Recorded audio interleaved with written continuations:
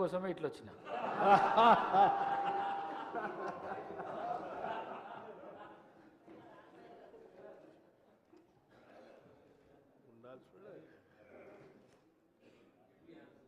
I request the Deputy CM to present the annual financial statement, budget, vote on account for 2024-2025.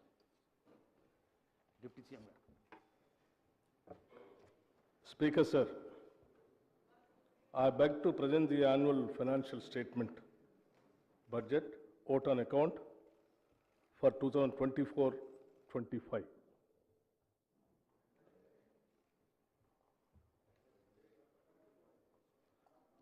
గౌరవ అధ్యక్ష, తెలంగాణ రాష్ట్ర 3వ శాసనసభ తొలి బడ్జెట్ సమావేశానికి స్వాగతం. మార్పును కోరుతూ స్వేచ్ఛ సాధించుకున్న తెలంగాణ ప్రజానికానికి మనస్ఫూర్తిగా నమస్కరిస్తున్నాం. భారత రాజ్యాంగ పీఠిక గుర్తు చేసుకుంటూ పౌరులెల్లరకు సామాజిక, ఆర్థిక, రాజకీయ న్యాయమును, భావము, భావ ప్రకటన, విశ్వాసము, ధర్మము, ఆరాధన వీటి స్వాతంత్రమును అంతస్తులోనూ అవకాశంలోనూ సమానత్వంలో చేకూర్చుటకు ఈ స్ఫూర్తితో మీ ముందుకు ఈ బడ్జెట్తో వచ్చాం. తెలంగాణ త్యాగమూర్తులు ఏ ఆశయాల కోసం ఆత్మార్పణ చేశారో వాటిని సాధించడం కోసం, వారి కలలను సాకారం చేయడం కోసం, వాటిని ఆచరణలోకి తీసుకొని రావటం కోసం ఈ సమావేశాల్లో మా కార్యాచరణ మీ ముందు ఉంచబోతున్నాం. కొందరి కోసం మాత్రమే అందరూ బతకాలి అనే నిరంకుశ విధానాలను ఎదిరించిన తెలంగాణ ప్రజలు ఇప్పుడు నిజమైన అభివృద్ధి వైపు అడుగులు వేస్తున్నారు. అందరి కోసం మనమందరం అనే నూతన స్ఫూర్తితో మన చిరకాల ఆశలు, ఆకాంక్షలు తీర్చుకోవటానికి ఇప్పుడు సరైన వేదిక ఏర్పాటైందన్న భావన కూడా తెలంగాణ ప్రజల కళ్ళల్లో స్పష్టంగా కనిపిస్తూ ఉంది. ఎందరో యువకుల త్యాగాల పునాదులపై ఏర్పడిన తెలంగాణ 10 ఏళ్ల తర్వాత నిజమైన ప్రజాస్వామ్యం అంటే ఏమిటో రుచి చూస్తున్నది. ఈ నేపథ్యంలో మనం ఈ స్వేచ్ఛ తెలంగాణలో తొలి బడ్జెట్ను ప్రవేశపెట్టుకోవటం ఎంతో ఆనందకరమైన విషయం. సమాన అవకాశాలు, సామాజిక న్యాయం, ప్రజలకు అందుబాటులో ఉండే పాలనకు తెలంగాణ ప్రభుత్వం శ్రీకారం చుట్టింది. రైతులు, యువకులు, మహిళలు, నిరుపేదల జీవితాల్లో మరిన్ని వెలుగులు నింపేందుకు పూర్తి స్థాయిలో చర్యలు తీసుకుంటున్నాం. మీ నమ్మకాలు మీ ఆలోచనలు అవుతాయి, మీ ఆలోచనలు మీ పదాలు అవుతాయి, మీ మాటలు మీ చర్యలు అవుతాయి, మీ చర్యలు మీ అలవాట్లుగా మారుతాయి, మీ అలవాట్లు మీ విలువలు అవుతాయి, మీ విలువలు మీ విధిగా మారతాయి అంటూ జాతిపిత మహాత్మా గాంధీ చెప్పిన విషయాన్ని గుర్తు చేస్తున్నాను. తెలంగాణ ప్రజల జీవితాల్లో గుణాత్మక మార్పు తీసుకురావాలనేది మా కృతనిశ్చయం. అందుకు అనుగుణంగా మా హామీలు ఉండటం వల్లనే తెలంగాణ ప్రజలు మమ్మల్ని నమ్మారు. ఆ నమ్మకాన్ని నిలబెట్టుకోవటానికి ఈ ప్రజాప్రభుత్వం ఎంతటి సాహసాన్నైనా చేస్తుంది, ఎంతటి కష్టాన్నైనా భరిస్తుంది. ప్రజలకు నిజమైన ప్రతినిధులుగా మేము ఎంతటి త్యాగానికైనా సిద్ధంగా ఉన్నాం. పాలకులకు, ప్రజలకు మధ్య ఉన్న ఇనుప కంచెలు తొలగించడంతో ప్రారంభమైన మా ఈ ప్రజాపాలన మరింత పటిష్టంగా ముందుకు సాగుతుందనటంలో ఎటువంటి సందేహం లేదు. నిస్సహాయులకి సహాయం చేయటమే మా విధానం, ఇదే మా లక్ష్యం. తెలంగాణ ప్రజల దశాబ్దాల ఆకాంక్షను గౌరవిస్తూ 2014లో ప్రత్యేక రాష్ట్రాన్ని ఏర్పాటు చేసిన నాటి యూపీఏ ప్రభుత్వానికి ఈ ప్రక్రియలో కీలక పాత్ర పోషించిన నాటి యూపీఏ చైర్పర్సన్ శ్రీమతి సోనియా గాంధీ గారికి మరియు నాటి ప్రధాని డాక్టర్ మన్మోహన్ సింగ్ గారికి 4 కోట్ల తెలంగాణ ప్రజల తరపున కృతజ్ఞతలు తెలుపుకోవటం మా కర్తవ్యం మరియు మనందరి బాధ్యత. స్వరాష్ట్రం కోసం ప్రాణాలు అర్పించిన ఎందరో అమరవీరులకు మరొకసారి సభావేదికగా నివాళులు అర్పిస్తున్నాం. కేవలం లాంఛనంగా మాత్రమే నేను ఇది చెప్పటం లేదు, మనస్సాక్షిగా చెప్తున్న మాట ఇది. గౌరవ ముఖ్యమంత్రి శ్రీ రేవంత్ రెడ్డి గారు, నేను, మా మంత్రివర్గ సహచరులు తెలంగాణ ప్రజల ఆకాంక్షలు తీర్చడానికి ఏమాత్రం వెనుకాడం. ఇటీవల ముగిసిన అసెంబ్లీ ఎన్నికల సందర్భంగా తెలంగాణలో ఇందిరమ్మ రాజ్యం తెస్తామని మాటిచ్చాం. నిర్బంధాలు, నియంతృత్వ ధోరణులు ఉండవని చెప్పాం. ప్రజా సంక్షేమం కోసం 6 గ్యారంటీలు ప్రకటించాం. బాధ్యతలు స్వీకరించిన వెంటనే ఇచ్చిన హామీలు, చెప్పిన మాటకు కట్టుబడి హామీలకు చట్టబద్ధత కల్పించే ఫైలుపై గౌరవ ముఖ్యమంత్రి శ్రీ రేవంత్ రెడ్డి గారు తొలి సంతకం చేయటం మా ప్రభుత్వ సంకల్పానికి, చిత్తశుద్ధికి నిదర్శనం. నూతన ప్రభుత్వం తొలి అడుగులోనే సంక్షేమానికి నాంది పలికింది. ప్రజలకు ఇచ్చిన ప్రతి మాటకు ప్రభుత్వం కట్టుబడి ఉంది. మన రాష్ట్ర క్లిష్ట ఆర్థిక పరిస్థితులపై ఈ సభకు ఇదివరకే శ్వేతపత్రం ద్వారా సవివరంగా వాస్తవాలను తెలిపాం. ఇటువంటి విపత్కర ఆర్థిక పరిస్థితుల్లో కూడా మేము ప్రజా సంక్షేమానికి చేసిన వాగ్దానాలకి కట్టుబడి ఉన్నాం. ఆడమ్ స్మిత్ చెప్పినట్లుగా మానవ జీవన ప్రమాణాలు మొత్తంగా పెంచే బహుముఖ ప్రణాళిక అంటూ ఏదీ లేదు. కానీ రాష్ట్రంలో అందుబాటులో ఉన్న వనరులతో వివిధ సాధన మార్గాల ద్వారా సాధించవచ్చు. గత పాలకుల నిర్వాకంతో మన ధనిక రాష్ట్రంలో కూడా ఆర్థిక కష్టాలు వచ్చాయి. పూట గడవటం కూడా కష్టం అనేంత కనిష్ట స్థాయికి రాష్ట్ర ఆర్థిక వ్యవస్థను చేర్చారు. రాష్ట్రంలో మౌలిక సదుపాయాల కల్పనకు ప్రాధాన్యత ఇవ్వకుండా ప్రజలకు ఏమాత్రం అవసరం లేని ఆర్భాటాలకు డబ్బు ఖర్చు చేశారు. రాష్ట్రం ఆర్థికంగా ఎంత దురదృష్టకర పరిస్థితిలో ఉందంటే ప్రతి నెల 1వ తేదీన రాష్ట్ర ప్రభుత్వ ఉద్యోగులకు మరియు పెన్షనర్లకు జీతాలు ఇవ్వలేనటువంటి పరిస్థితి.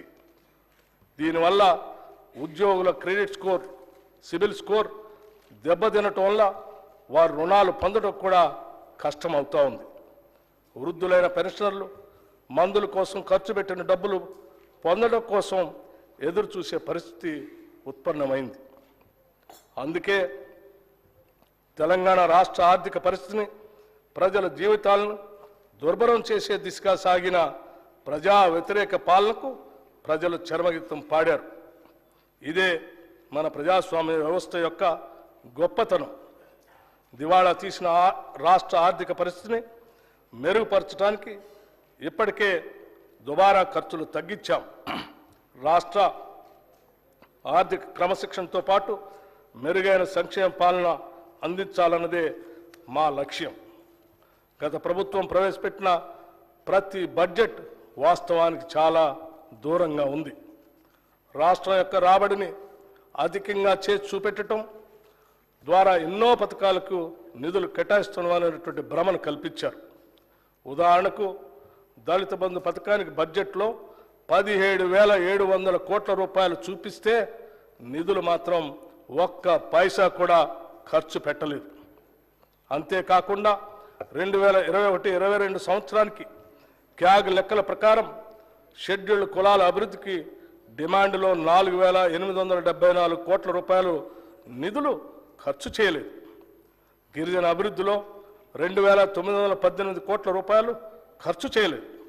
వెనుకబడిన తరగతుల అభివృద్ధిలో 1,437 కోట్ల రూపాయలు ఖర్చు చేయలేదు. అదేవిధంగా రైతులకు వడ్డీ లేని రుణాల కొరకు కేవలం 2014-15 ఆర్థిక సంవత్సరం నుంచి 2023-24 ఆర్థిక సంవత్సరం వరకు 1,067 కోట్ల రూపాయలు బడ్జెట్ పెట్టి కేవలం 297 కోట్ల రూపాయలు మాత్రమే ఖర్చు పెట్టారు. అదేవిధంగా మహిళలకు 2014-15 ఆర్థిక సంవత్సరం నుంచి 2023-24 ఆర్థిక సంవత్సరం వరకు 7,848 కోట్ల రూపాయలు బడ్జెట్ పెట్టి కేవలం 2,685 కోట్ల రూపాయలు మాత్రమే ఖర్చు పెట్టారు. ఈ విధంగా సమాజంలోని 90% జనాభా ఉన్న ఎస్సీ, ఎస్టీ, బీసీ, మైనారిటీ మరియు మహిళల కోసం గొప్పలు చెప్పుకోవటానికి పథకాలు బడ్జెట్లో ఉన్నాయి తప్పితే వాటికి నిధుల విడుదల లేవు. ఈ సాంప్రదాయానికి స్వస్తి పలికి మా ప్రభుత్వం వాస్తవానికి దగ్గరగా రాబడులు అంచనా వేసి దానికి అనుగుణంగానే పథకాలకు కేటాయింపులు చేయటం జరిగింది. ఇది మా చిత్తశుద్ధికి నిదర్శనం. సరైన ప్రణాళికలతో అన్ని అడ్డంకులను అధిగమిస్తాం, అందులో ఎలాంటి సందేహం లేదు. ఇది మా ప్రభుత్వం అని ప్రజలు భావించే విధంగా బాధ్యతతో వ్యవహరిస్తాం. మా ఈ నిర్ణయానికి గతంలో జరిగిన తప్పులు, చేసిన అప్పులు ఏమాత్రం అడ్డం కాలేవు. ఇదే స్ఫూర్తితో, ఆశయంతో, ప్రజా ఆశీర్వాదంతో ఈ బడ్జెట్ను ప్రవేశపెడుతున్నాం.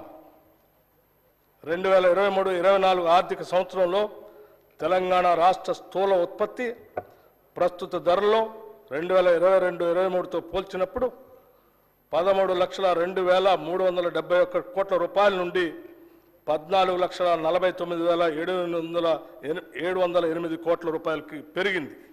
అయితే ఆర్థిక వృద్ధి రేటు అదే కాలంలో 14.7% నుండి 11.3% క్షీణించింది. దేశీయ స్థాయిలో వృద్ధి రేటు మాత్రం 16.1% నుండి 8.9% పడిపోయి మరింత ఎక్కువగా క్షీణించింది. పర్యవసానంగా భారతదేశ జీడిపి వృద్ధి రేటుతో పోలిస్తే తెలంగాణ రాష్ట్ర వృద్ధి రేటు 2.4% ఎక్కువ.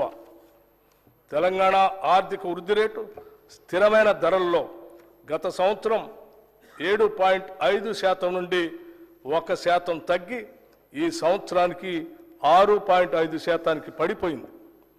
దేశ స్థాయిలో ఈ వృద్ధి +0.1%గా ఉంది. తెలంగాణ ఆర్థిక వృద్ధి రేటు తీవ్ర క్షీణతను చవిచూసిందనేది స్పష్టమవుతా ఉంది. తెలంగాణ మరియు భారతదేశం యొక్క ప్రస్తుత మరియు స్థిరమైన ధరల వద్ద భిన్నమైన వృద్ధి రేట్లు తెలంగాణలో ఉన్న అధిక ద్రవ్యోల్బణం రేటును సూచిస్తున్నాయి.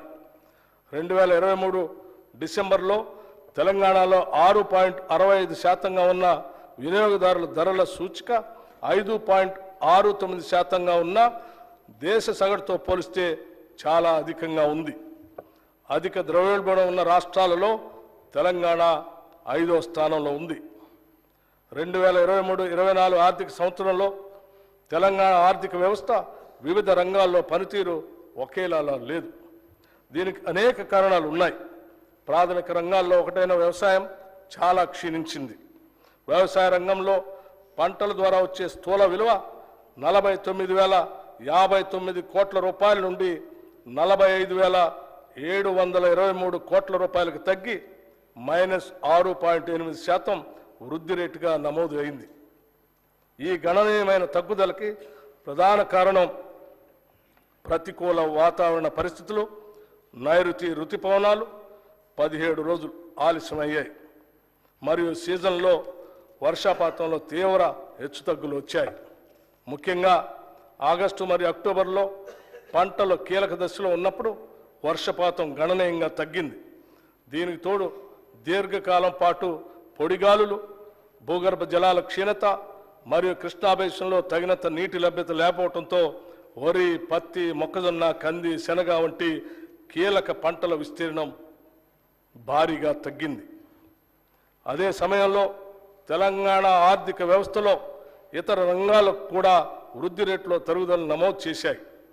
విద్యుత్, గ్యాస్, నీటి సరఫరా, వాణిజ్యం మరియు మరమ్మత్తు సేవలు, హోటళ్లు మరియు రెస్టారెంట్లు, రైల్వేలు మరియు వాయు రవాణా వంటి రంగాలలో గణనీయమైన తగ్గుదల కనిపించింది. అయితే తయారీ రంగంలో మాత్రం పెరుగుదల కనిపించింది. గత సంవత్సరంలో నమోదైన 1.3% వృద్ధితో పోలిస్తే ఈ సంవత్సరం 5.9% వృద్ధి చెందింది.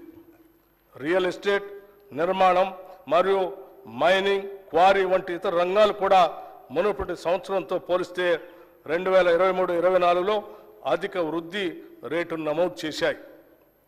తెలంగాణ తలసరి ఆదాయం ప్రస్తుత ధరల ప్రకారం 2023-24లో 3,43,297 రూపాయలుగా ఉంటుందని అంచనా.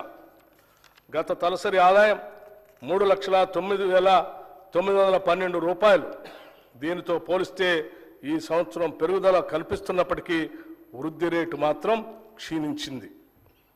కాంగ్రెస్ పార్టీ ఎన్నికల మేనిఫెస్టోలో ప్రకటించిన విధంగా అధికారంలోకి వచ్చిన వెంటనే ప్రగతి భవన్ను మహాత్మా జ్యోతిబా పూలే భవన్గా మార్చి ప్రజా పరిపాలనకి శుభారంభం చేశాం. ప్రతి వారం 2 రోజుల్లో ప్రజావాణి నిర్వహిస్తూ ప్రజల కష్టాలను ప్రత్యక్షంగా తెలుసుకుంటున్నాం. ఈ 2 నెలల్లో 43,054 దరఖాస్తులు వస్తే వాటిలో 14,951 ఇళ్ల కొరకు, 8,927 భూ సమస్యల గురించి, 3,267 పెన్షన్ల గురించి మరియు 3,134 ఉద్యోగ కల్పన గురించి వచ్చాయి. ప్రజావాణిలో వికలాంగులు, వృద్ధులు, మహిళలు మరియు పిల్లల కొరకు ప్రత్యేక కౌంటర్లను ఏర్పాటు చేసి అదనపు సౌకర్యాలు కూడా కల్పించాం. వైద్య సేవల నిమిత్తం వచ్చే రోగుల సహాయార్థం ఆరోగ్యశ్రీ కౌంటర్లను ఏర్పాటు చేశాం.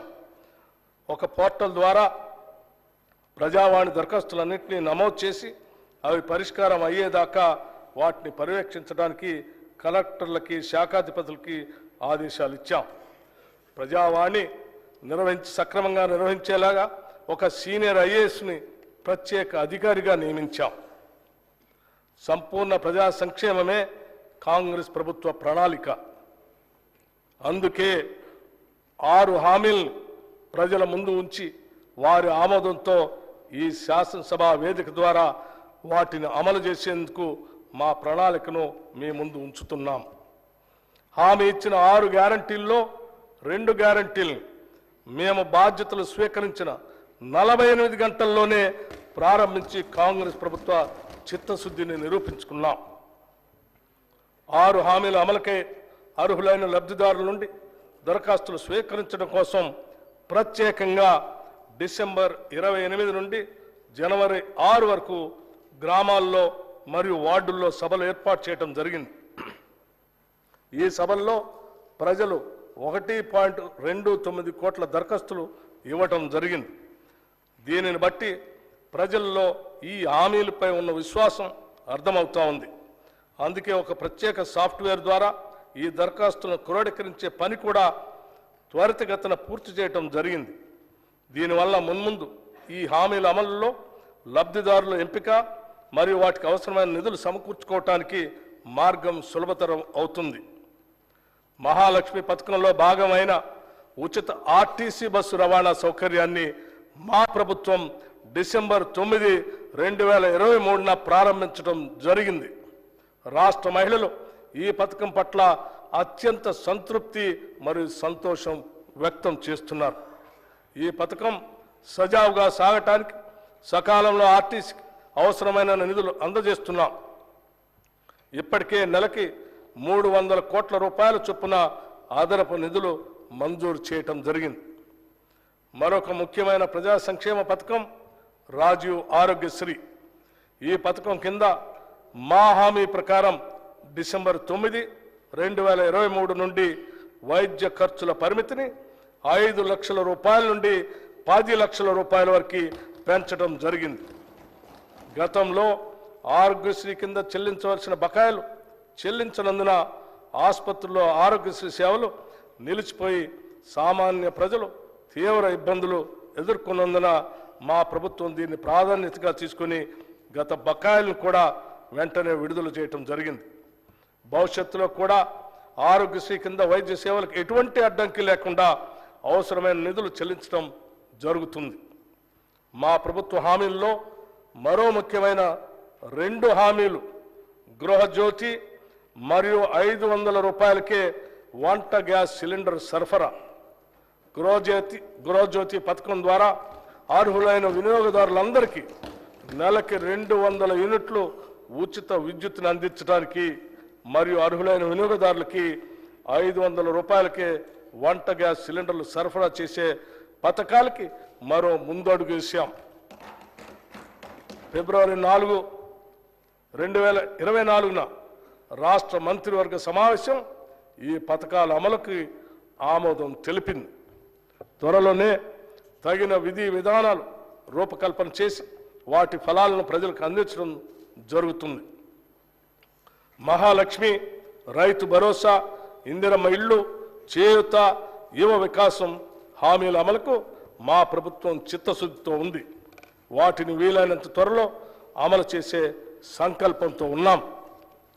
ఈ బడ్జెట్లో ఈ పథకాల అమలుకి 53,196 కోట్ల రూపాయలు ప్రతిపాదించడం జరిగింది.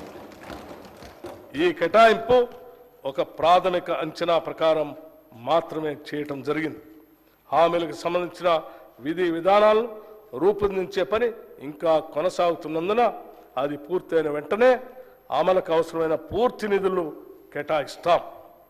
ఎన్నికల ప్రణాళికలో చెప్పిన ప్రతి హామీని నెరవేర్చేందుకు కృతనిశ్చయంతో ఉన్నాం. రైతుల కోసం ప్రకటించిన వరంగల్ డిక్లరేషన్, హైదరాబాద్లో ప్రకటించిన యువ డిక్లరేషన్, చేవెళ్లలో ప్రకటించిన ఎస్సీ ఎస్టీ డిక్లరేషన్, కామారెడ్డిలో ప్రకటించిన బీసీ మైనారిటీ డిక్లరేషన్ అన్నింటినీ ఖచ్చితంగా అమలు చేస్తాం. రాష్ట్రం పారిశ్రామికంగా అభివృద్ధి చెందటం వలన ఎన్నో సమస్యల పరిష్కారం అవుతాయి. లక్షలాది మందికి ఉపాధి అవకాశాలు దొరుకుతాయి. ఉత్పాదకత పెరుగుతుంది. అందుకే తెలంగాణ రాష్ట్రం సత్వర పారిశ్రామిక ప్రగతి సాధించేందుకు అన్ని చర్యలు ప్రారంభించాం. ఈ దిశగానే గౌరవ ముఖ్యమంత్రి శ్రీ రేవంత్ రెడ్డి గారు మరియు మన ఐటీ పరిశ్రమల శాఖ మార్చులు శ్రీ దుద్దిళ్ల శ్రీధర్ బాబు గారు ఇటీవల స్విట్జర్లాండ్లోని దావోస్లో జరిగిన వరల్డ్ ఎకనామిక్ ఫోరం వార్షిక సమావేశంలో పాల్గొన్నారు. మన రాష్ట్రానికి భారీగా పెట్టుబడులు తెచ్చే లక్ష్యంతో పలు పారిశ్రామికవేత్తలతో వరుస సమావేశాలు నిర్వహించారు. తత్ఫలితంగా మన రాష్ట్రానికి దాదాపు 40,000 కోట్ల రూపాయలకు పైబడి పెట్టుబడులు రానున్నాయని ఈ సందర్భంగా చెప్పటానికి సంతోషిస్తున్నాం. తెలంగాణ ప్రభుత్వం అనుసరించబోయే విధానాలను ప్రఖ్యాత పారిశ్రామికవేత్తలు ప్రశంసించిన విషయాన్ని కూడా ఈ సందర్భంగా మీకు తెలియజేస్తున్నాం. తెలంగాణలో పెట్టుబడులు పెట్టేందుకు అత్యంత సానుకూలత వ్యక్తం కావటం మా పాలనపై ఉన్న నమ్మకానికి నిదర్శనం. ఈ పెట్టుబడుల ద్వారా మన రాష్ట్ర స్థూల ఉత్పత్తి పెరిగి ప్రజలకు సంపద పెరుగుతుంది అనటంలో ఎటువంటి సందేహం లేదు. ప్రజలకు ఉపాధి అవకాశాలు కల్పించడంలో చిన్న మరియు సూక్ష్మ పరిశ్రమలు చాలా పెద్ద పాత్ర పోషిస్తాయి. దాన్ని దృష్టిలో పెట్టుకుని చిన్న మరియు సూక్ష్మ సంస్థలు స్థాపించడానికి వీలుగా క్లస్టర్లని అభివృద్ధి చేస్తాం. రాష్ట్ర నిధులతో పాటు కేంద్ర ప్రభుత్వ micro small enterprises cluster development programme పథకం ద్వారా కూడా దీనికి అవసరమైన నిధులు సమీకరిస్తాం.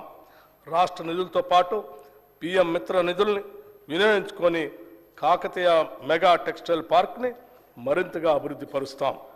ప్రభుత్వం తరఫున 2 లెదర్ పార్కులను కూడా ఏర్పాటు చేయబోతున్నాం. పారిశ్రామిక అభివృద్ధి అనేది ఒక చోట కేంద్రీకృతం అయినప్పుడు ప్రాంతీయ ఆర్థిక అసమానతలు తలెత్తుతాయి. ఇది దృష్టిలో పెట్టుకొని రాష్ట్ర నలుమూలలు అభివృద్ధి చెందడానికి ఫార్మా క్లస్టర్లను ఏర్పాటు చేయడానికి నిర్ణయించాం. ఈ క్లస్టర్ల ఏర్పాటులో భూసేకరణ జరిగేటప్పుడు ప్రజల ఇళ్లకు ఆస్తులకు నష్టం వాటిల్లకుండా వాటి నివాస స్థలాలకి దూరంగా ఏర్పాటు చేయటం జరుగుతుంది. తెలంగాణ రాష్ట్రానికి తీర ప్రాంతం లేదు. అందువల్ల సరుకు రవాణా పోర్టులు అందుబాటులో లేవు. ఈ లోటును భర్తీ చేసుకోవడానికి డ్రై పోర్టులను అందుబాటులోకి తీసుకొని రావడానికి ఒక బృహత్తర ప్రణాళికను రూపొందించాం. డ్రై పోర్టులు ఏర్పాటు చేయడం ద్వారా సరుకు రవాణా ఖర్చులు గణనీయంగా తగ్గుతాయి. మన ఉత్పత్తుల్ని సులభంగా ఎగుమతి చేసుకునే సౌకర్యం మన రాష్ట్ర పారిశ్రామిక రంగానికి అందించబోతున్నాం. ఈ బడ్జెట్లో పరిశ్రమల శాఖకి 543 కోట్ల రూపాయలు ప్రతిపాదిస్తున్నాం.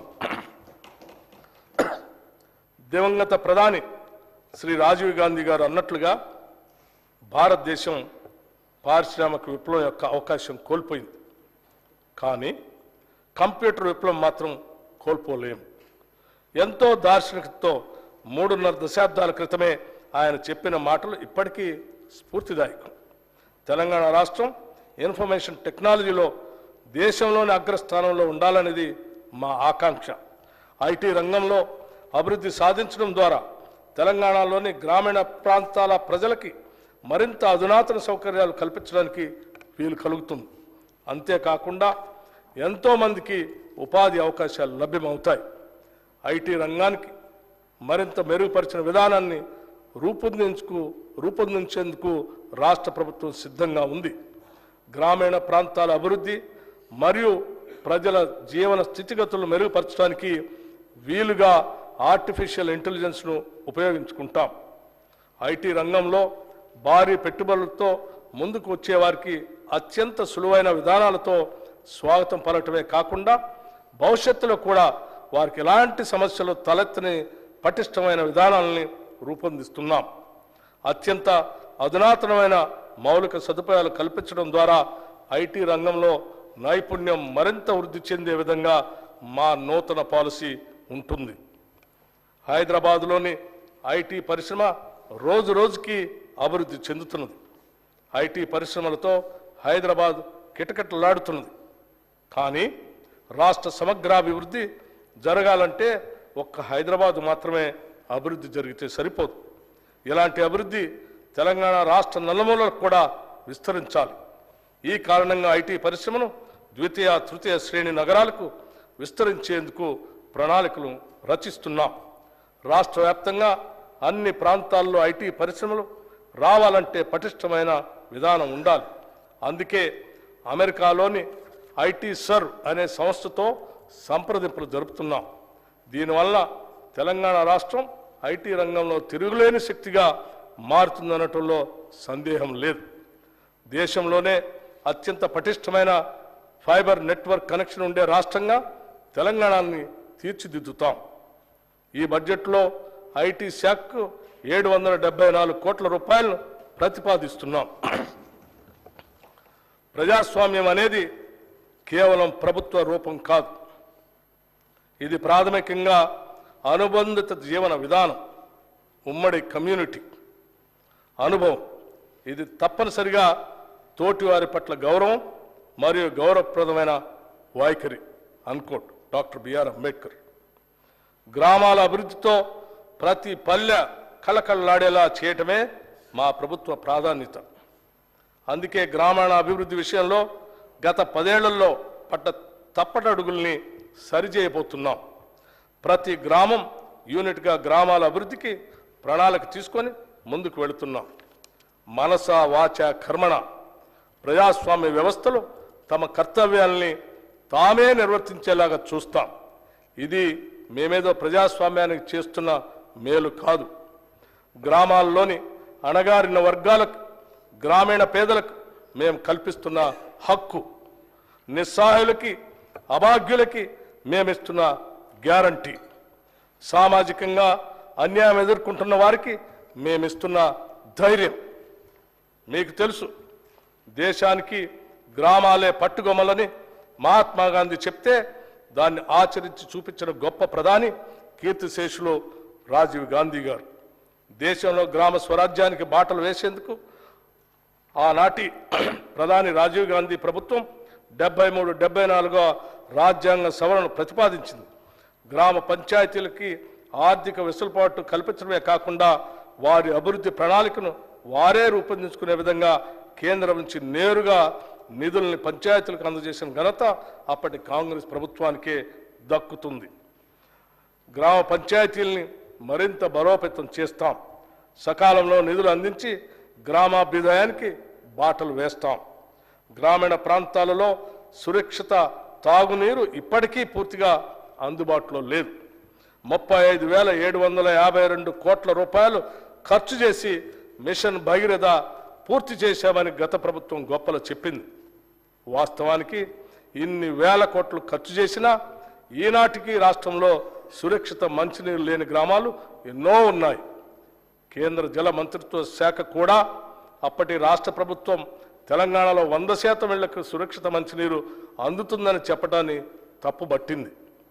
ఈ విషయంలో అప్పటి రాష్ట్ర ప్రభుత్వం తప్పుడు నివేదికలు ఇవ్వటం వల్ల కేంద్ర జల మంత్రిత్వ శాఖ మన రాష్ట్రానికి హక్కుగా రావాల్సిన నిధులు కూడా ఇవ్వలేదు.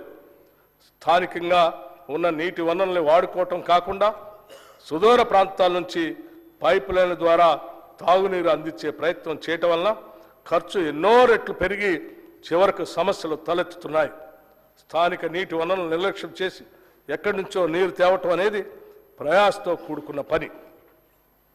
కేవలం కాంట్రాక్టులు మాత్రమే ఈ కార్యక్రమం ద్వారా లాభపడ్డారు.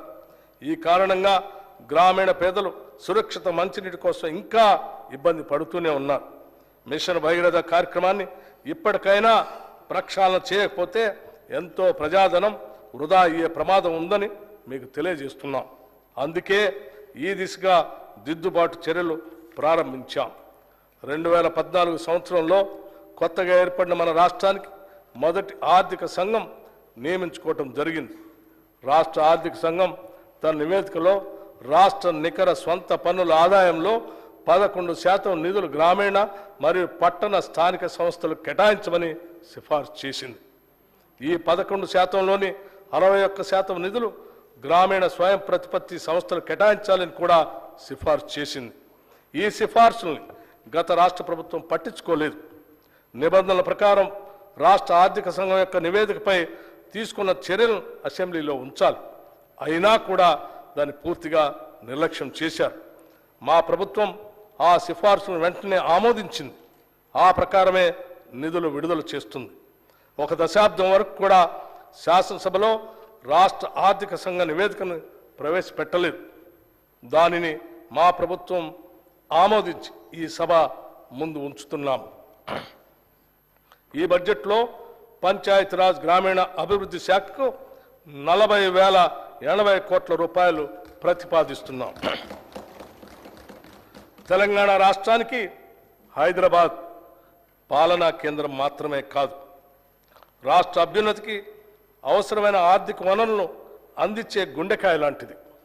హైదరాబాద్కు ఈ ఆర్థిక శక్తినిచ్చింది గత కాంగ్రెస్ ప్రభుత్వాలే.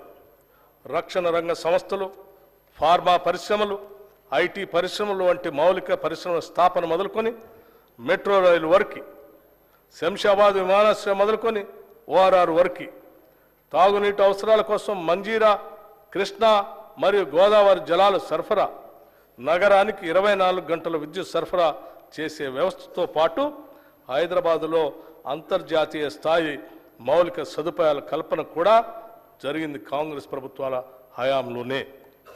హైదరాబాద్ అభివృద్ధి ద్వారా సృష్టించబడిన సంపద ఏ కొందరు అధికారులకో లేదా నాయకుల స్వార్థం కోసం కాదు, అది యావత్తు ప్రజలందరికీ చెందాలనేదే మా లక్ష్యం, మా మార్గం. అందుకే పాలనా పరంగా అన్ని సంస్థలని, వ్యవస్థల్ని ప్రక్షాళన చేస్తున్నాం. మూసీ ప్రక్షాళనతో పాటు మూసీ పరివాహక ప్రాంతాన్ని ఉపాధి కల్పన జోన్గా మార్చే కార్యాచరణ మొదలుపెట్టాం. మూసీ అంటే ముక్కు మూసుకొని పోవాల్సిన పరిస్థితి నుండి దానిని పునరుజ్జీవింప చేయడానికి వడివడిగా అడుగులు వేస్తున్నాం. మూసీ రివర్ ఫ్రంట్ని అభివృద్ధి పరిచేందుకు నూతన విధానాలను ఆకలింపు చేసుకుంటున్నాం. గౌరవ ముఖ్యమంత్రి శ్రీ రేవంత్ రెడ్డి గారు మరియు అధికారులు ఇటీవల లండన్ పర్యటన సందర్భంగా థేమ్స్ నదీ నిర్వహణ తీరుని పరిశీలించారు. ఏ మాత్రం కాలుష్యం లేకుండా థేమ్స్ నది లండన్ నగరం మధ్య నుంచి ప్రవహిస్తున్న తరహాలోనే మూసీ రివర్ ఫ్రంట్ని అభివృద్ధి పరచాలని ఆకాంక్షిస్తున్నాం. ఈ మేరకు ఇటీవల హైదరాబాద్ వచ్చిన British high commissioner Alex Ellis మరియు నీతి ఆయోగ్ వైస్ చైర్మన్ శ్రీ సుమన్ బెర్రీలతో కూడా ప్రభుత్వం చర్చలు జరిపింది. Musi river front development project ద్వారా ఈ కార్యక్రమం చేపడతాం. దీనిలో భాగంగా పాదచారుల జోన్లు, పీపుల్స్ ప్లాజాలు, పాత నగరంలోని హెరిటేజ్ జోన్లు, హాకర్ జోన్లు, చిల్డ్రన్స్ థీమ్ పార్కులు ఎంటర్టైన్మెంట్ జోన్లు అభివృద్ధి చేస్తాం. మూసీ నదిని, నదీ తీరాన్ని ఒక పర్యావరణ హిత పద్ధతిలో సమగ్ర ప్రణాళికతో అద్భుతంగా తీర్చిదిద్దుతాం. మన సాంస్కృతిక కట్టడాల పరిరక్షణ కూడా ఈ పథకంలో భాగంగా అమలు చేస్తాం. దీనికి కావలసిన నిధుల్లో ఎక్కువ శాతం నది చుట్టూ ఉన్న భూముల్ని వాణిజ్య అవసరాలకు అనుగుణంగా మార్చి సమకూరుస్తాం. భవిష్యత్తులో ఈ ప్రాజెక్ట్ చార్మినార్, హైటెక్ సిటీ, సాలార్జింగ్ మ్యూజియం మరియు ఇతర పర్యాటక స్థలాలతో సమానంగా పోటీ పడుతుందనటంలో ఎటువంటి సందేహం లేదు. హైదరాబాద్ మెడలో అందమైన హారంలాగా మూసీ నదిని తీర్చిదిద్దుతాం. దీనికోసం 1000 కోట్ల రూపాయలు ఈ బడ్జెట్లో ప్రతిపాదిస్తున్నాం. తెలంగాణలో అభివృద్ధి వికేంద్రీకరణకి ప్రభుత్వం కట్టుబడి ఉంది. హైదరాబాద్ కేంద్రంగా రాష్ట్రాన్ని 3 జోన్లుగా ప్రభుత్వం భావిస్తుంది. ఔటర్ రింగ్ రోడ్ లోపల ఉన్న హైదరాబాద్ నగరం పట్టణ ప్రాంతంగా, ఔటర్ రింగ్ రోడ్డు ప్రతిపాదిత రీజనల్ రింగ్ రోడ్డు మధ్య ఉన్న ప్రాంతం పెరి అర్బన్ జోన్గా, ప్రతిపాదిత రీజనల్ రింగ్ రోడ్ ఆవల ఉన్న భాగాన్ని గ్రామీణ జోన్గా నిర్ధారించి దానికి తగ్గట్లుగా అభివృద్ధి ప్రణాళికలు సిద్ధం చేయాలని ప్రభుత్వం ఆలోచిస్తుంది. రాష్ట్రంలోని అన్ని పుర ప్రాంతాలని సమగ్రంగా అభివృద్ధి చేసేందుకు పూర్తి స్థాయి ప్రణాళికలు కూడా సిద్ధం చేస్తున్నామని తెలియజేస్తున్నాం. రాష్ట్ర ఆర్థిక సిఫార్సుల మేరకు పట్టణ ప్రాంత అభివృద్ధికి నిధులు విడుదల చేస్తాం. ఈ బడ్జెట్లో పురపాలక శాఖకి 11,692 కోట్ల రూపాయలు ప్రతిపాదిస్తున్నాం. రైతు బాగుంటేనే ఊరు బాగుంటుంది. వ్యవసాయం లాభసాటిగా ఉంటేనే రాష్ట్రం యొక్క ఆర్థిక పరిస్థితి మెరుగుపడుతుంది. అందుకే రైతు రుణమాఫీ అంశాన్ని మేము మా ఎన్నికల ప్రణాళికలో కూడా స్పష్టంగా పేర్కొన్నాం. ఎన్నికల ముందు ప్రజలకి హామీ ఇచ్చిన విధంగానే రైతు రుణమాఫీ పథకాన్ని అమలు చేయబోతున్నాం. 2 లక్షల రూపాయల రుణమాఫీపై త్వరలోనే మా కార్యాచరణ ఉంటుంది. అందుకు విధి విధానాలని రూపొందిస్తున్నాం. ప్రతి పంటకు మద్దతు ధర ఇస్తాం. ఈ సందర్భంలో మేము రైతు బంధు పథకం గురించి ఒక విషయం ఈ గౌరవ సభ ముందు ఉంచదలుచుకున్నాం. రైతు బంధు యొక్క ముఖ్య ఉద్దేశం రైతుకు పెట్టుబడి సాయం అందించడమేనని గత ప్రభుత్వం ఈ పథకాన్ని ప్రారంభించింది. రైతుకు సాయం అందించడం అనేది ప్రశంసించదగిన విషయమే అయినా ఈ పథకం పేరుతో అసలు రైతుల కన్నా పెట్టుబడిదారులు మరియు అనర్హులే ఎక్కువ లాభం పొందారని చెప్పడానికి ఎంతో చింతిస్తున్నాం. సాగు చేయటానికి పనికిరాని కొండలు, గుట్టలు, ఆఖరికి రోడ్లు ఉన్న స్థలానికి కూడా రైతు బంధు సాయం ఇచ్చారు. పెట్టుబడిదారులు, బడా రియల్ ఎస్టేట్ కంపెనీలు కొనిపెట్టుకున్న వేలాది ఎకరాలకు కూడా రైతు బంధు సాయం అందింది. ఇది అక్రమం. ఇచ్చిన జీవోకి విరుద్ధంగా పథకాన్ని వర్తింపచేయటం అనేది గత ప్రభుత్వానికే సాధ్యమైంది. జరిగిన ఈ అక్రమాల కారణంగా మేము రైతు బంధు నిబంధనలను పునఃసమీక్ష చేసి నిజమైన అర్హులకి రైతు భరోసా కింద ఎకరానికి 15,000 రూపాయలు అందించేందుకు కృతనిశ్చయంతో ఉన్నాం. గతంలో భిన్నంగా మేము కౌలు రైతులకు కూడా రైతు భరోసా సాయాన్ని ఇవ్వటానికి మార్గదర్శకాలు సిద్ధం చేస్తున్నాం. అదేవిధంగా ప్రధానమంత్రి ఫసల్ బీమా యోజన కార్యక్రమాన్ని ఆధారంగా చేసుకొని రాష్ట్రంలో పంటల బీమా పథకాన్ని పటిష్టంగా అమలు చేయబోతున్నాం. పశ్చిమ బెంగాల్లో అమలు జరుగుతున్న తీరును పరిశీలించిన అనంతరం దానికి సంబంధించి తుది నిర్ణయాన్ని తీసుకుంటామని ఈ సందర్భంగా మనవి చేస్తున్నాం. రైతు బీమా పథకాన్ని కౌలు రైతులకు కూడా అమలు చేసేందుకు చర్యలు తీసుకుంటున్నాం. అందుకు అవసరమైన మార్గదర్శకాలని రూపొందిస్తున్నాం. విత్తన భండాగారంగా ఉన్న తెలంగాణ ఇంకా ఎంతో ప్రగతిని సాధించడానికి అవకాశం ఉండి కూడా సాధించలేకపోయింది. విత్తనం నాణ్యమైనది అయితేనే రైతుకు మేలు కలుగుతుంది. విత్తనం నాసి రకంది అయితే రైతు శ్రమంతా బూడిదలో పోసిన పన్నీరు అవుతుంది. పంట చేతికి రాకపోవటమే కాకుండా అప్పటి వరకు పెట్టిన పెట్టుబడి అంతా వృధా అయిపోతుంది. గత ప్రభుత్వ హయాంలో నకిలీ విత్తనాల సమస్య తీవ్రంగా ఉండేది. గత ప్రభుత్వం అచేతనం వల్ల, నకిలీ విత్తనాల వల్ల అనేక మంది రైతులు మోసపోయి ఆత్మహత్యలకు కూడా పాల్పడ్డారు. నాసిరకం విత్తనాల్ని, నకిలీ విత్తనాల్ని అరికట్టేందుకు మా ప్రభుత్వం కఠిన చర్యలు తీసుకుంటుంది. రైతుకు నష్టం చేసే ఏ విత్తన వ్యాపారిని మా ప్రభుత్వం ఉపేక్షించదు. దీనితో పాటు నాణ్యమైన విత్తన ఉత్పత్తి విషయాల్లో పురోభివృద్ధి సాధించేందుకు సకల చర్యలు చేపడుతున్నాం. ఈ మేరకు త్వరలో ఒక నూతన విత్తన విధానం తీసుకురాబోతున్నాం. ఈ సంవత్సరంలో ఆయిల్ పామ్ సాగు విత్తన అదనంగా 1,00,000 ఎకరాలు పెంచడానికి తగు చర్యలు తీసుకుంటున్నాం. ఇవన్నీ రైతుని రాజును చేయటానికే మేము తీసుకోబోతున్న చర్యలు. ఈ బడ్జెట్లో వ్యవసాయ శాఖకి 19,746 కోట్ల రూపాయలు ప్రతిపాదిస్తున్నాం. గత ప్రభుత్వం ఎంతో హడావుడిగా ఎలాంటి అధ్యయనం చేయకుండా తీసుకొచ్చిన ధరణి పోర్టల్ కారణంగా ప్రజలు ఎన్నో సమస్యలు ఎదుర్కొన్నారు. ధరణి కొంతమందికి భరణంగా, మరికొంతమందికి ఆభరణంగా, చాలామందికి భారంగా మారింది. గత ప్రభుత్వం చేసిన తప్పులతో ఎంతోమంది తమ అవసరాల కోసం సొంత భూమిని కూడా అమ్ముకోలేకపోయారు. పిల్లల పెళ్లిళ్ళకి, చదువులకి, ఇతర అవసరాలు తీర్చుకోలేక తీవ్ర ఆవేదన చెందారు. ఇదంతా లోపభూయిష్టమైన ధరణి పోర్టల్ కారణంగానే జరిగింది. ఇప్పుడు మా ప్రభుత్వం ఏర్పడిన తర్వాత రికార్డులు పరిశీలించిన మీదట ఇది నిజమేనని తేలింది. అందుకే ఈ సమస్యను పరిష్కరించేందుకు మా ప్రభుత్వం అత్యధిక ప్రాధాన్యతనిచ్చింది. ఇచ్చిన హామీ మేరకు రెవెన్యూ వ్యవస్థను ప్రక్షాళన చేసేందుకు సత్వర చర్యలు తీసుకున్నాం.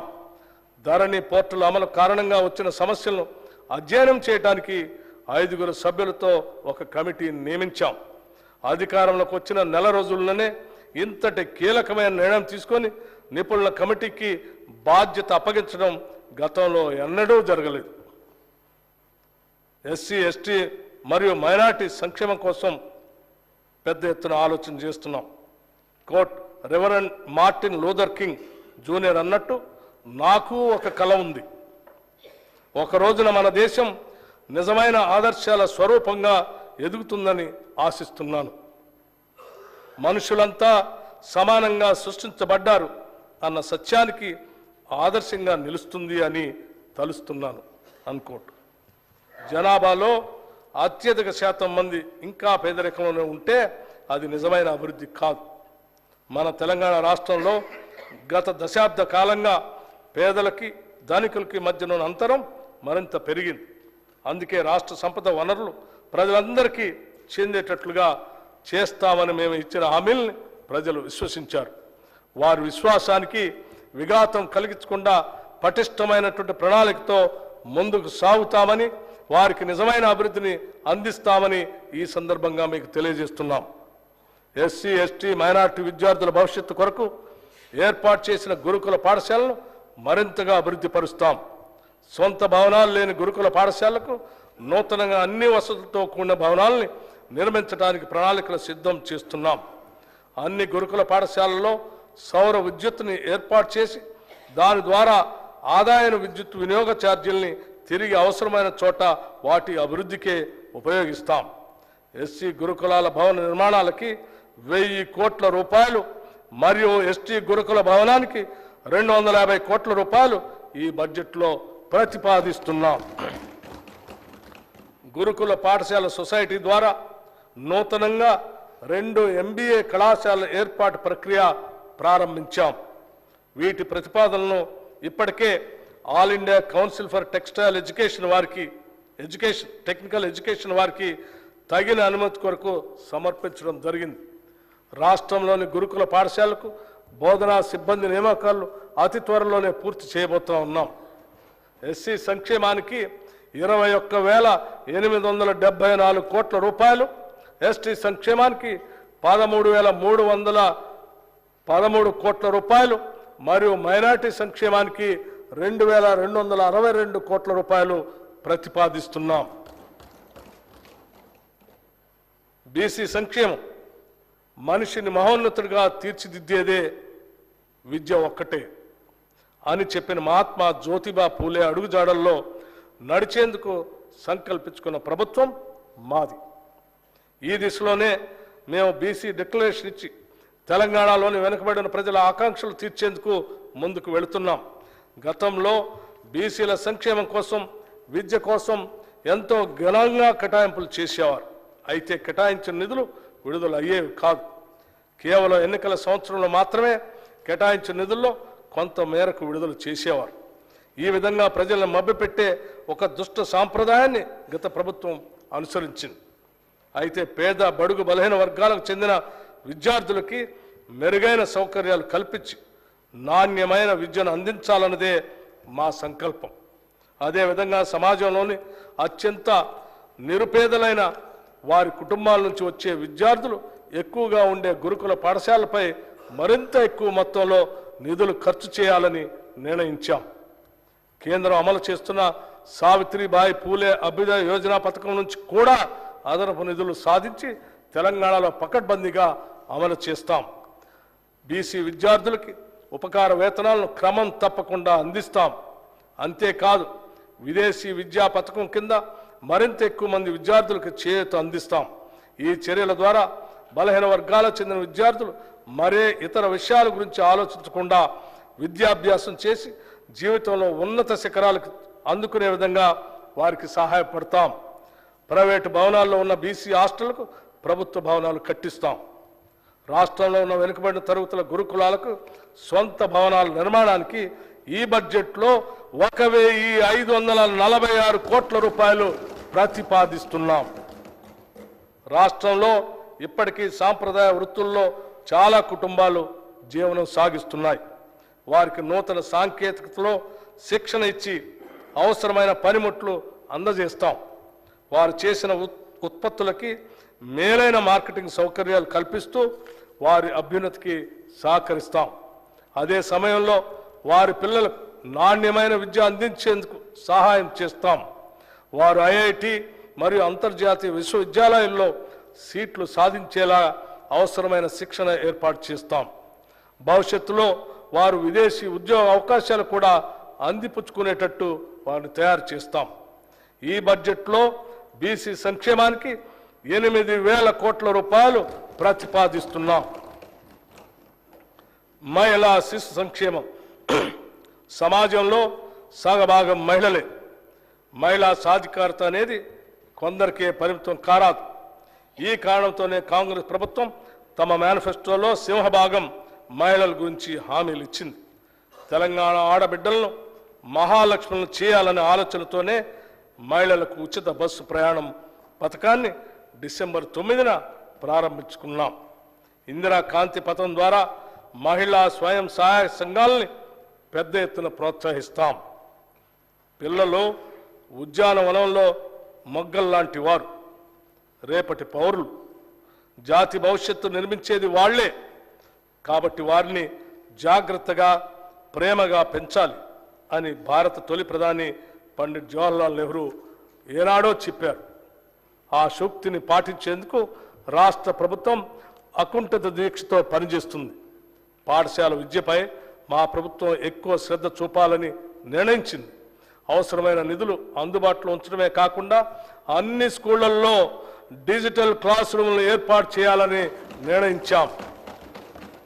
రాష్ట్రంలో ఉన్న 35,781 అంగన్వాడీ కేంద్రాల ద్వారా గర్భిణీ స్త్రీలకు, బాలింతలకు పోషకాహారాన్ని అందించే కార్యక్రమాన్ని పటిష్టంగా చేపడుతున్నాం. విద్యారంగం. తెలంగాణ రాష్ట్రాన్ని ఎడ్యుకేషన్ హబ్గా తయారు చేయాలనేది రాష్ట్ర ప్రభుత్వ సంకల్పం. అంతేకాదు, పేదవారు సైతం ఉన్నత విద్యను అందుకునే విధంగా ఫీజు రియంబర్స్మెంట్ విధానాన్ని తీసుకొచ్చింది కాంగ్రెస్ ప్రభుత్వమే. అయితే గత ప్రభుత్వం ఫీజు రియంబర్స్మెంట్ నిధులను సరైన సమయంలో విడుదల చేయకపోవటం వల్ల ఎంతోమంది విద్యార్థులు తమ చదువు పూర్తయి కూడా కాలేజీల నుండి తమ అర్హత సర్టిఫికెట్లు పొందలేక ఎన్నో విలువైన అవకాశాలు కోల్పోయి తీరని నష్టం చవిచూశారు. ఆనాడు కాంగ్రెస్ ప్రభుత్వం ప్రారంభించిన సాంప్రదాయాన్ని మరింత పకడ్బందీగా ముందుకు తీసుకువెళ్ళటానికి ఈనాటి మా ప్రభుత్వం కృతనిశ్చయంతో ఉంది. ఫీజు రియంబర్స్మెంట్తో పాటుగా ఎస్సీ, ఎస్టీ, బీసీ, మైనార్టీ బాలబాలికలకు ప్రస్తుత స్కాలర్షిప్లని సకాలంలో అందించేందుకు కూడా అన్ని ఏర్పాట్లను చేస్తున్నాం. ప్రతి మండలానికి అధునాతనమైన సౌకర్యాలతో అంతర్జాతీయ ప్రమాణాలతో తెలంగాణ పబ్లిక్ స్కూల్ని ఏర్పాటు చేస్తామని ఈ సందర్భంగా మీకు తెలియజేస్తూ ఉన్నాం.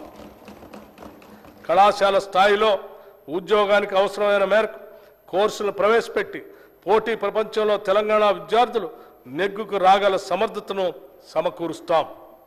ఉన్నత విద్యా మండలిని పూర్తిగా ప్రక్షాళన చేసి ఉన్నత విద్యలో ప్రమాణాలని మెరుగుపరుస్తాం. పైలట్ ప్రతిపాదికన తెలంగాణ పబ్లిక్ స్కూల్స్ ఏర్పాటుకు ఈ బడ్జెట్లో 500 కోట్ల రూపాయలు ప్రతిపాదిస్తున్నాం.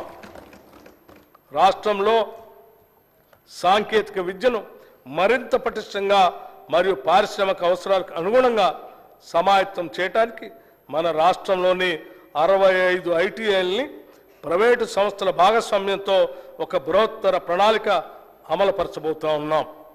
ఈ రంగంలో అనుభవం ఉన్న ప్రముఖ జాతీయ మరియు అంతర్జాతీయ సంస్థలు ప్రభుత్వంతో కలిసి పనిచేయడానికి ఆసక్తి చూపిస్తున్నాయి. ఇతర రాష్ట్రాల్లో మన అధికారులు బృందం అధ్యయనం చేయించి మనకు అవసరమైన రీతిలో ఒక ఉత్తమమైన ప్రణాళిక తయారు చేయడం జరిగింది. దీనిలో భాగంగా రాష్ట్రంలోని అన్ని ప్రభుత్వ ఐటీఐలకి కొత్త సాంకేతిక పరికరాలు అందించడం, వాటిని ఉపయోగించుకునేందుకు అవసరమైన శిక్షణను కొత్త కోర్సుల రూపంలో అందిస్తాం. ఈ ఐటీఐల్లో అదనంగా సీట్లు పెంచి ఎక్కువ మంది విద్యార్థులకి శిక్షణ అందిస్తాం. ఇక్కడ శిక్షణ పొందిన విద్యార్థులకి 100% ఉద్యోగాలు పొందేలాగా ప్రణాళిక ఉంటుంది.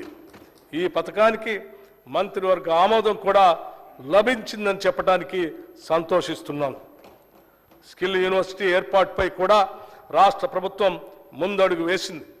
గుజరాత్, ఢిల్లీ, ఒడిశా రాష్ట్రాల్లోని స్కిల్ యూనివర్సిటీలను అధ్యయనం చేసేందుకు అధికారుల బృందం ఇటీవల పర్యటన జరిపింది. ఆయా రాష్ట్రాల్లో అమలు చేస్తున్న విధానాలను పరిశీలించి అత్యుత్తమ విధానాలను మన రాష్ట్రంలో అమలు జరిపేందుకు ప్రయత్నిస్తున్నాం. ఉస్మానియా విశ్వవిద్యాలయం మొదలుకొని రాష్ట్రంలో ఉన్న అన్ని విశ్వవిద్యాలయాల్లో ఉన్నత విద్యను ప్రోత్సహించడానికి మౌలిక సదుపాయాల కల్పనకి 500 కోట్ల రూపాయలు ప్రతిపాదిస్తున్నాం. విద్యారంగానికి ఈ బడ్జెట్లో 21,389 కోట్ల రూపాయలు ప్రతిపాదిస్తున్నాం. ప్రజల ఆరోగ్య భద్రతకు అత్యంత ప్రాధాన్యత కల్పిస్తున్నాం. గతంలో కాంగ్రెస్ ప్రభుత్వం రాజీవ్ ఆరోగ్యశ్రీ అనే గొప్ప పథకాన్ని ప్రారంభించింది. ఈ పథకాన్ని పెరిగిన వైద్య ఖర్చులకు అనుగుణంగా ప్రస్తుత అవసరాలు తగ్గట్టుగా మరింత విస్తృతపరిచి 10 లక్షల రూపాయల వరకు ఉచిత వైద్యం పొందేలాగా ఇప్పటికే ప్రారంభించాం. మా ప్రభుత్వం అసంపూర్తిగా ఉన్న సూపర్ స్పెషాలిటీ మరియు ఇతర ఆసుపత్రులు, మెడికల్ కాలేజీలు, నర్సింగ్ కాలేజీల నిర్మాణానికి కావలసిన నిధుల్ని మంజూరు చేసి వాటిని త్వరలోనే పూర్తి చేస్తుంది. హైదరాబాదులో వైద్య సేవలు విస్తృతపరిచేందుకు వీలుగా నిమ్స్ వైద్యశాల విస్తరణను పూర్తి చేసేందుకు తగిన నిధులు కేటాయిస్తాం. పాత బస్తీల్లోని చారిత్రాత్మక ఉస్మానియా ఆసుపత్రి నూతన భవన నిర్మాణాన్ని త్వరలోనే ప్రారంభిస్తాం. ప్రకటనలకే పరిమితి అయిన వైద్య రంగంలోని సిబ్బంది నియామకాలను తగిన కాల పరిమితితో పూర్తి చేస్తాం. మా ప్రభుత్వం ఏర్పడిన వెంటనే 6,956 నర్సింగ్ ఆఫీసుల నియామకాల ప్రక్రియను పూర్తి చేసి వారికి నియామక పత్రాలని అందజేయటం జరిగింది. ప్రభుత్వ వైద్యశాలలను మరింత పటిష్టపరిచి విద్యా నిర్వహణకు కావలసిన నిధుల్ని మంజూరు చేస్తాం. నూతన వైద్య కళాశాలను అవసరమైన సిబ్బందిని మరియు వనరుల్ని సమకూరుస్తాం. వైద్య రంగానికి ఈ బడ్జెట్లో 11,500 కోట్ల రూపాయలు ప్రతిపాదిస్తున్నాం. యువజన సంక్షేమం యువకుల్ని రెచ్చగొట్టడం కాదు, హక్కున చేర్చుకుంటాం. వారికి ఆసరాగా ఉంటాం, ఆదుకుంటాం. స్వేచ్ఛాయుత తెలంగాణలో ఆత్మగౌరవంతో బతికే ఏర్పాట్లు చేస్తాం. యువతే దేశానికి భవిష్యత్ అంటూ కూనిరాగాలు తీయటం కాదు, చిత్తశుద్ధితో వారికి మెరుగైన జీవితానికి బాటలు వేస్తాం. ఇది మా వాగ్దానం మాత్రమే కాదు, ఇది మా విధానం. గత ప్రభుత్వం చేసిన పనులతో యువతలో ఆత్మస్థైర్యం దెబ్బతిన్నది. వారి భవిష్యత్తుపై ఆశను కోల్పోయారు. వారి భవిష్యత్తుకు మేము గ్యారంటీ ఇచ్చాం. అందుకే రాష్ట్రంలోని యువత మొత్తం మా వెనక నిలిచింది, మమ్మల్ని గెలిపించింది. ఈ నిజం మాకు తెలుసు కాబట్టి బాధ్యతగా ఉంటాం. చెప్పిన మాట ప్రకారం ఉద్యోగ నియామకాల విషయంలో జాబ్ క్యాలెండర్ తయారు చేసే ప్రక్రియని ప్రారంభించాం. Mega DSC నిర్వహించబోతున్నాం.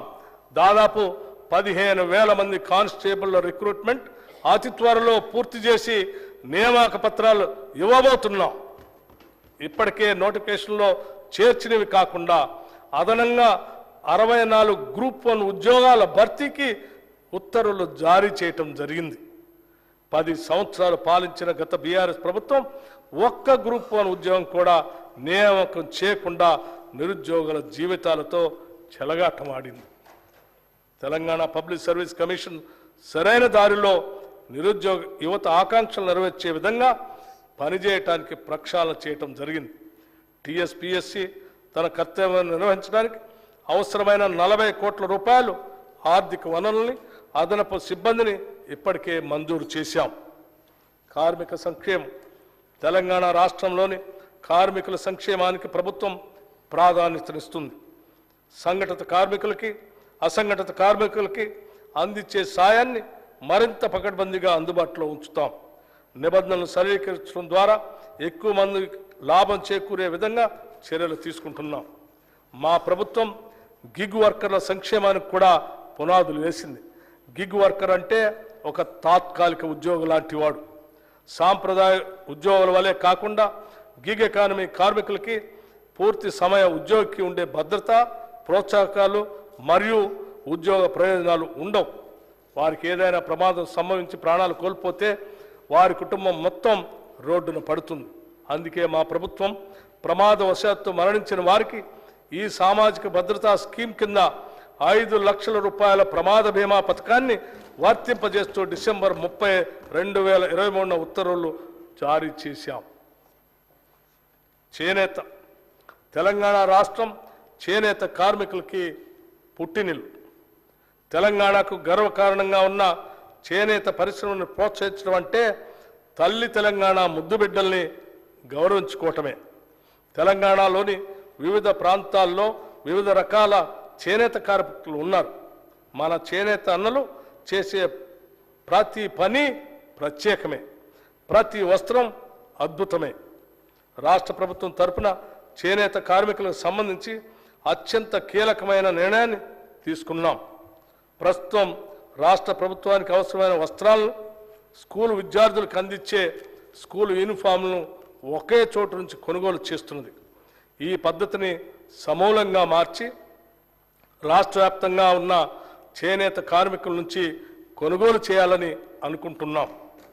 ఇందుకు సంబంధించిన నియమ నిబంధనలు రూపొందించేందుకు చేనేత కార్మికులు లాభం పొందే విధంగా ఉండేందుకు తగిన సూచనలు, సలహాలు తీసుకోవటానికి త్వరలో ఒక ప్రత్యేక సమావేశాన్ని ఏర్పాటు చేయబోతున్నాం. చేనేత కార్మికులు ఈ సమావేశంలో అందించే అతి విలువైన సలహాల్ని మా ప్రభుత్వం వినమ్రంగా స్వీకరిస్తుంది. వాటిని చిత్తశుద్ధితో అమలు చేస్తుంది. అగ్గిపెట్టెలో పట్టే చీర నేసిన తెలంగాణ అద్భుత చేనేత కళా వైభవాన్ని తిరిగి ప్రపంచం ముందు ఉంచుతాం. విద్యుత్ రంగం. రైతులకు ఉచిత విద్యుత్ ఇవ్వటం అనేది కాంగ్రెస్ పార్టీ అధికారంలో ఉన్నప్పుడు ప్రారంభించిన విధానం. కాంగ్రెస్ ప్రభుత్వ హయాంలో రైతులు ఈ ఉచిత విద్యుత్ పథకంతో ఎంతో ఆనందంగా ఉండేవారు. తెలంగాణ రాష్ట్రంలో అప్పటి వరకు కొనసాగిన రైతు ఆత్మహత్యలు ఆగిపోవటానికి ఆనాటి కాంగ్రెస్ ప్రభుత్వం విద్యుత్ విషయంలో అనుసరించిన వ్యూహాత్మక విధానాలే అనే విషయం మేము ఈ సందర్భంగా గుర్తు చేస్తున్నాం. రాష్ట్రంలోని రైతులకి 24 గంటలు నాణ్యమైన విద్యుత్తును అందించడానికి మా ప్రభుత్వం కట్టుబడి ఉంది. రాష్ట్రంలోని అర్హులైన కుటుంబాలకి గృహజ్యోతి పథకం కింద 200 యూనిట్ల విద్యుత్తుని ఉచితంగా అందించేందుకు ఇప్పటికే మంత్రివర్గ నిర్ణయం జరిగింది. దానిని అమలు చేసే సత్వర చర్యలు చేపడుతున్నాం. ఈ పథకానికి బడ్జెట్లో 2,418 కోట్ల రూపాయలు ప్రతిపాదిస్తున్నాం. రాష్ట్రంలో ట్రాన్స్కో మరియు డిస్కమ్లకి ఈ బడ్జెట్లో 16,825 కోట్ల రూపాయలు ప్రతిపాదిస్తున్నాం. అడవులు మరియు పర్యావరణం. తెలంగాణ రాష్ట్రంలో పర్యావరణ పరిరక్షణకు ప్రభుత్వం విశేష ప్రాధాన్యతనిస్తుంది. సింగిల్ యూజ్ ప్లాస్టిక్ వాడకాన్ని పూర్తిగా నియంత్రించడానికి ప్రజల సహకారంతో అమలు చేసేందుకు రాష్ట్ర ప్రభుత్వం కృతనిశ్చయంతో ఉంది. ఈ సంవత్సరంలో ప్రభుత్వం బయోడైవర్సిటీ మేనేజ్మెంట్ కమిటీల్ని పటిష్టపరచడం, పర్యావరణ అవగాహన మరియు శిక్షణా కార్యక్రమాలని చేపట్టబోతున్నాం. అంతేకాకుండా తెలంగాణ మత్స్య సంపద వైవిధ్యం, వెదురు పంటల సంరక్షణ మరియు పునర్జీవం, చిత్తడి నేలల సంరక్షణకి సంబంధించిన కార్యక్రమాలు చేయబోతున్నాం.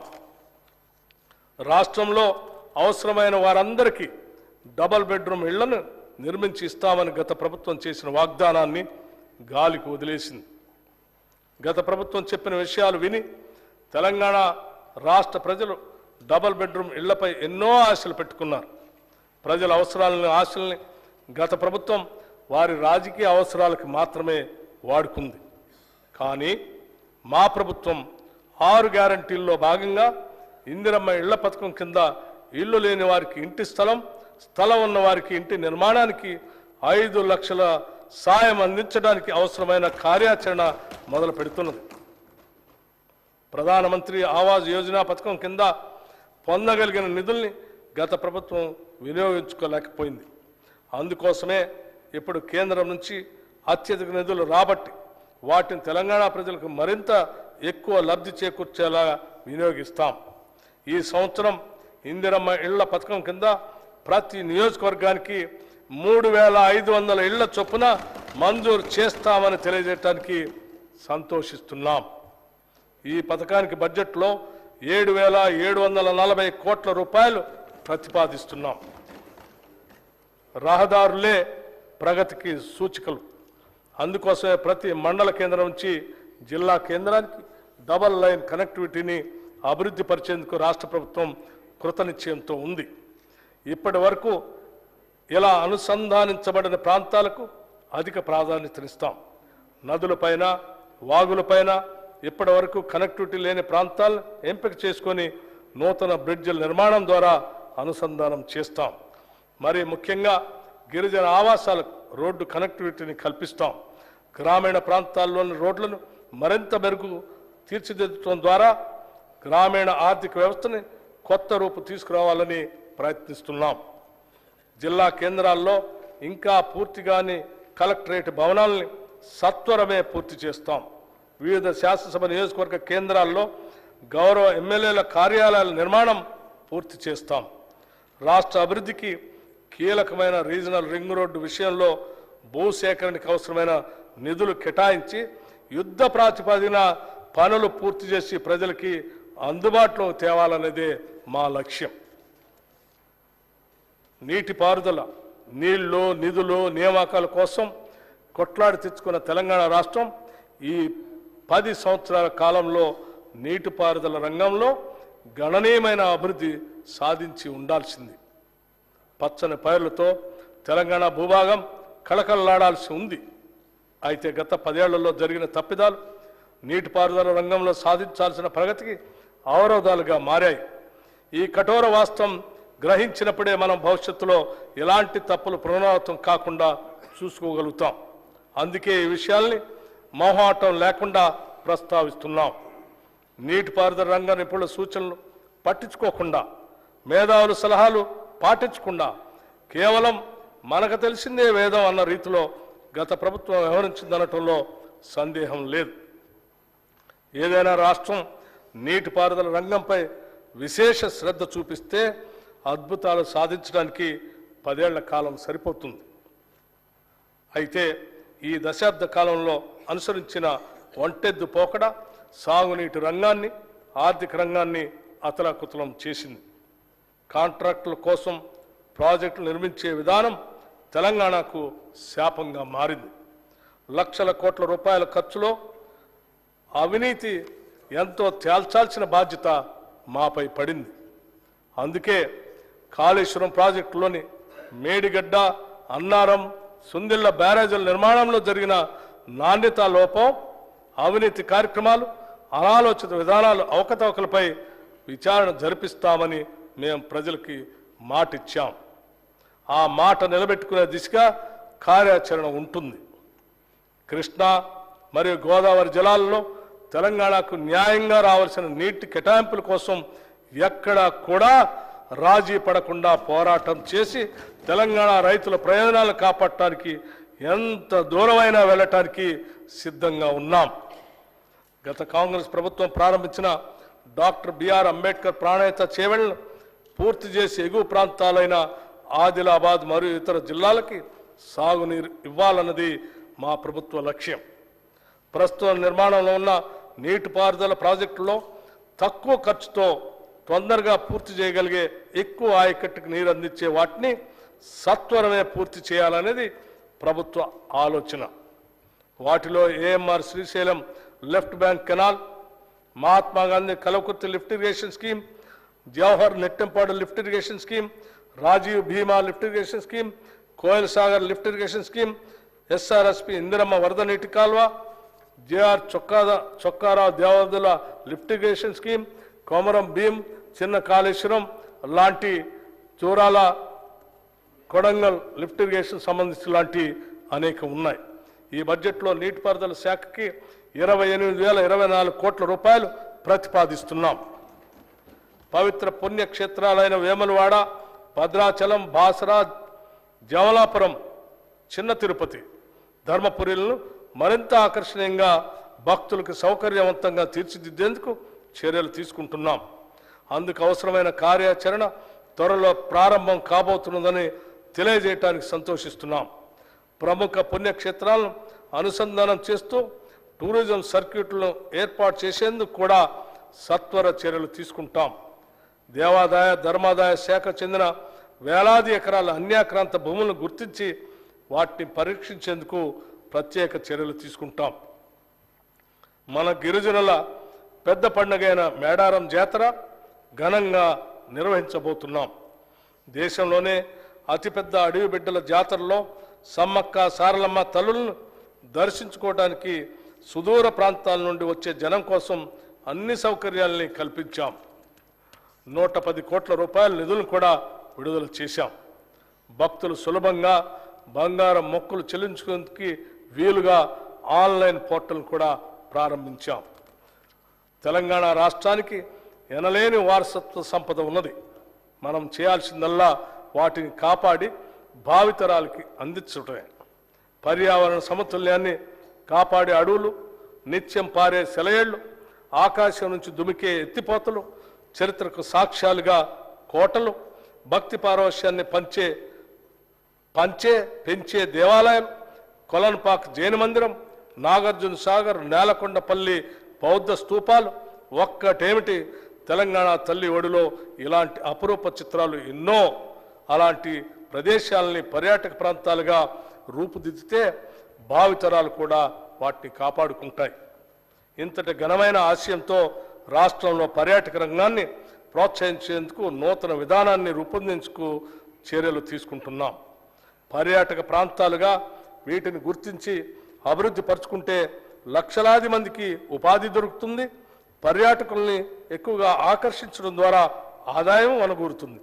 ఇన్ని లాభాలున్న పర్యాటక రంగం ఇక పరుగులు పెట్టే విధంగా చర్యలు తీసుకుంటాం. రాష్ట్ర దేవాదాయ ధర్మాదాయ శాఖ సహకారంతో టెంపుల్ టూరిజం విధానాన్ని తీసుకొస్తాం. ఈ విధంగా రాష్ట్రంలో ఉన్న ప్రముఖ దేవాలయాలకి యాత్రికులు అధిక సంఖ్యలో వచ్చే విధంగా సౌకర్యాలు విస్తరిస్తాం. రాష్ట్రంలో వృధాగా ఉన్న పర్యాటక శాఖ ఆస్తుల్ని లాభసాటిగా మార్చేందుకు సత్వర చర్యలు తీసుకోవాలని కూడా నిర్ణయించాం. అనువైన అటవీ ప్రాంతాలను ఎంపిక చేసుకొని పర్యావరణ రహితంగా ఉండేలాగా వాటిని పర్యాటక స్థలాలుగా తీర్చిదిద్దుతాం. వాటిని ఐటీ ఇండస్ట్రీతో అనుసంధానం చేస్తాం.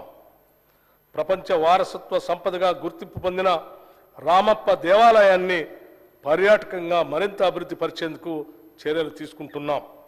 ములుగు జిల్లాలో రామప్ప దేవాలయం పరిసరాల్లోని శిథిల దేవాలయాల్ని పునరుద్ధరించేందుకు కార్యాచరణ రూపొందించాం.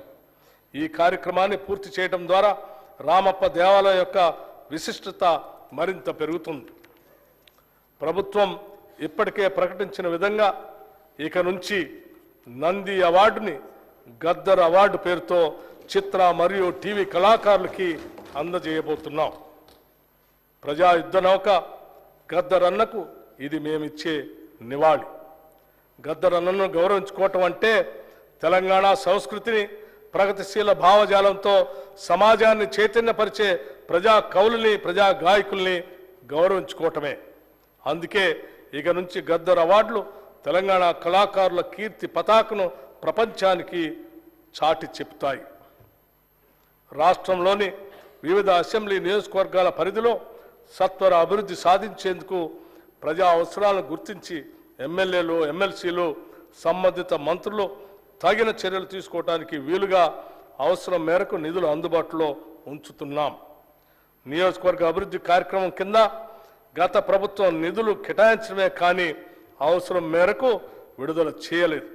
ఇక నుంచి ఆ పరిస్థితి లేకుండా ప్రభుత్వం చర్యలు తీసుకుంటుంది. రాష్ట్రంలో శాంతి భద్రతలను పరిరక్షించడం మా ప్రభుత్వ ప్రథమ కర్తవ్యం. శాంతి భద్రతలు అదుపులో ఉంటే ప్రజలకు సంక్షేమ కార్యక్రమాలను నిరాటంకంగా అందించే అవకాశం ఉంటుంది. గత 5 సంవత్సరాలుగా రాష్ట్రంలో మాదక ద్రవ్యాల వినియోగం ఎక్కువైంది. ఎంతోమంది యువతీ యువకులు మాదక ద్రవ్యాలకు బానిసలుగా మారుతున్నారు. ఇది ఏమాత్రం ఉపేక్షించే అంశం కాదు. అందుకే రాష్ట్రంలో మాదక ద్రవ్యాల అక్రమ రవాణాపై ఉక్కుపాదం మోపుతున్నాం.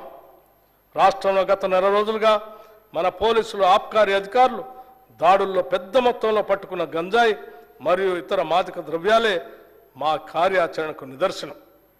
మాదక ద్రవ్యాల నిరోధక బృందాలకు అవసరమైన నిధుల్ని సిబ్బందిని ఇప్పటికే కేటాయించాం.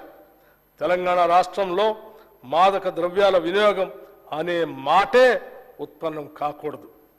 ప్రజల్లో అవగాహన పెంచి మాదక ద్రవ్యాల మహమ్మారి బారిన పడకుండా తెలంగాణ యువతని కాపాడుతాం.